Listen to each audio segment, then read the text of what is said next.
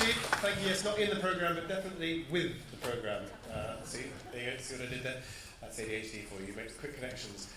Wasn't Nancy so brilliant, by the way? Wasn't that fantastic? I mean, that is ADHD in action. That is the creative side of it. His brain was all over the place, interrupting himself, but how enjoyable it all was. I don't know how many of you were around last night, and if I repeat myself a little bit, I apologise for that. Similarly, I don't know how many of you are new to this.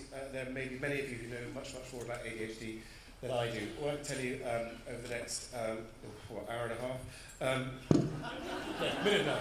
I've got to be I'm having a strange day because I outed Boris Johnson this morning as a potential ADHD. I said, yes, I have no, you see you are.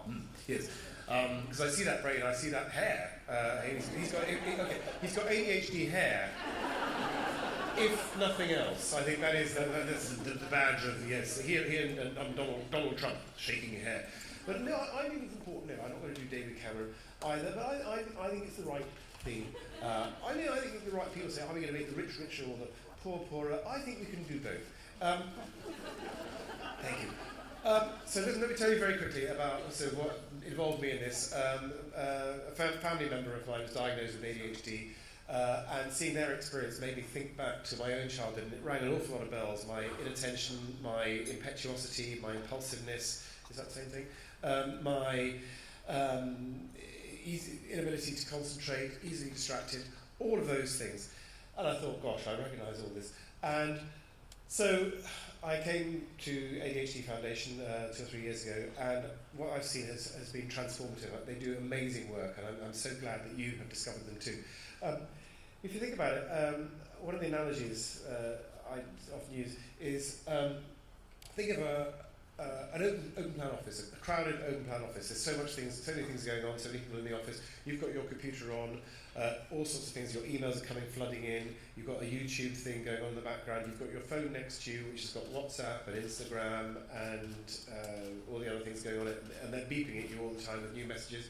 You've got somebody in front of you with a radio on, you've got somebody behind you with a radio on, and there's a television on in the office showing the test match, and there's Sky News over here. You try and concentrate through that lot.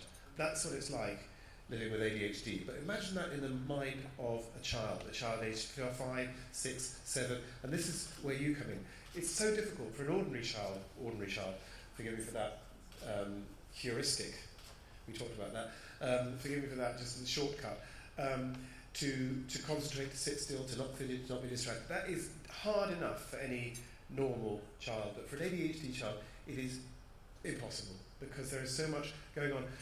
And they don't know what's going on in their mind. They don't have the tools. All they know is that they can't concentrate. All they know is that they find it difficult. All they know is that time and time again they're forgetting things, or they know something that they learned yesterday isn't there today. And it's an extraordinary, difficult thing. And so people think about it, they think about it as a behavioural thing, ADHD. And to some extent it is. That's how it presents, as a behavioural thing. But really, the behaviour, it's a behavioural tip, really, of an emotional iceberg. Imagine the frustration and the despair of a child who can't understand why he can't retain information, why he's always told he's stupid. And bear in mind that contingent with a diagnosis of ADHD, that means that also 70% of those, 7 out of 10, will have something else going on as well. Dyspraxia, dyslexia, dyscalculia, Asperger's, ASD. These sort of things, 7 out of 10 will have something else going on. So they've got all this to deal with and none of the tools to deal with it. And the parents as well. People say, oh, bad parenting. Well, there may be some bad parents, and there may be some households where, it is naughty children. That's nothing to do with ADHD. That's different, and you'll know the difference. You can tell the difference between a naughty child and an ADHD child. Where parenting comes in is just as the child doesn't know what's going on, how can the parents possibly? They've never seen anything like this before. They don't know what's going on. They haven't got the tools. But through the ADHD Foundation, and through you and through people who are trying to push this message out, they can start to understand that they're not alone. This is 1 in 20. This is 500,000 children. 1 in every classroom. 1.5, in fact, in every classroom. They are not alone. And doctors, the 3 people, doctors, parents, and teachers, who are so important in understanding. These are the most creative, the most positive, the brightest people around. Will.i.am, Robbie Williams, Lewis Smith, the gymnast, Emma Watson, Will Smith. Really creative, bright minds. And if that creativity can be harnessed, instead of which what happens, children, their self-esteem suffers. Imagine you go through 7, 8, 9, it's getting worse and worse. You're getting excluded, you're getting sent out of the classroom. You're suffering so much stress and anxiety. Anxiety is a key factor in all this. You're feeling worse and worse and worse. You're getting excluded from class. Some people fall into the justice system. You know, they go for people say going from the classroom to the courtroom. I quoted a figure today, new research this year by Susan Young at the Imperial College London.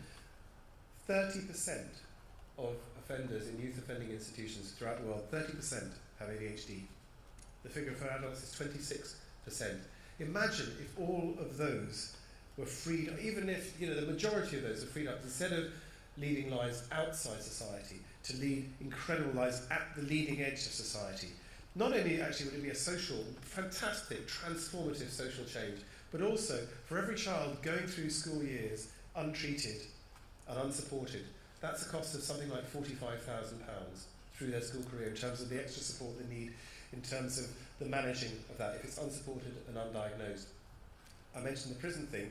Imagine all those people, the prison population, 80,000, if you break all that down, over 10 years you would save 2 billion if people were diagnosed, it was picked up early, and these incredibly talented and supportive and creative people, creative minds like you saw with Lem Cisse. I imagine there will be people out there like Lem whose brain works in the same place, but instead of being on this stage delighting you, are getting into trouble because they're not understood.